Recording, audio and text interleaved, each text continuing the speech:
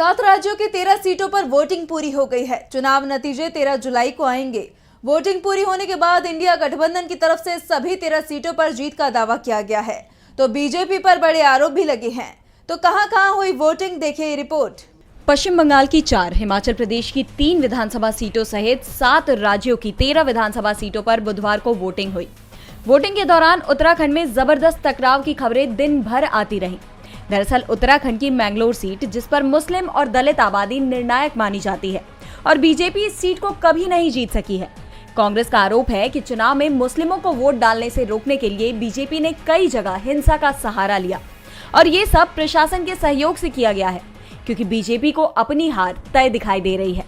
दूसरी तरफ पश्चिम बंगाल की मानिकटला सीट पर उपचुनाव में भी बीजेपी उम्मीदवार कल्याण चौबे पर वोटरों को पैसे देने के आरोप लगे हैं।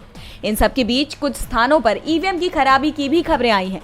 चुनाव आयोग का दावा है कि चुनाव शांतिपूर्ण रहा है। जिन सीटों पर उपचुनाव कराया गया था उसमें बिहार की रुपौली सीट पर 55%, हिमाचल प्रदेश की नालगढ़ सीट पर 78%, देहरा में 68% और हमीरपुर सीट पर 69% वोटिंग हुई।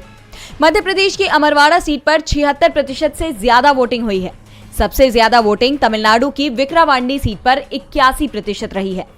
इसके अलावा उत्तराखंड की मैंगलोर सीट पर 70% और बद्रीनाथ सीट पर सबसे कम 50% वोटिंग हुई। बद्रीनाथ में वोटिंग कम होने के पीछे खराब मौसम को भी जिम्मेदार माना जा रहा है। सवाल उठाए जा रहे हैं कि बरसात के मौसम में चुनाव आयोग ने बद्रीनाथ सीट पर वोटिंग कराने का फैसला क्यों लिया। इसके अलावा पश्चिम बंगाल की 4 सीटों पर भी वोटिंग हुई। यहाँ की रणघाट दक्षिण पर 68%, रायगंज में 70%, बगदा में 68% और मानिकटला में 54% वोटिंग हुई है। वोटिंग के बाद जो रुझान सामने आ रहे हैं उसमें बीजेपी की स्थिति कमजोर बताई जा रही है। दावा किया जा रहा है कि जिन 13 सीटों पर वोटिंग हुई उनमें बीजेपी के लिए खाता खोलना भी मुश्किल होता दिख रहा है।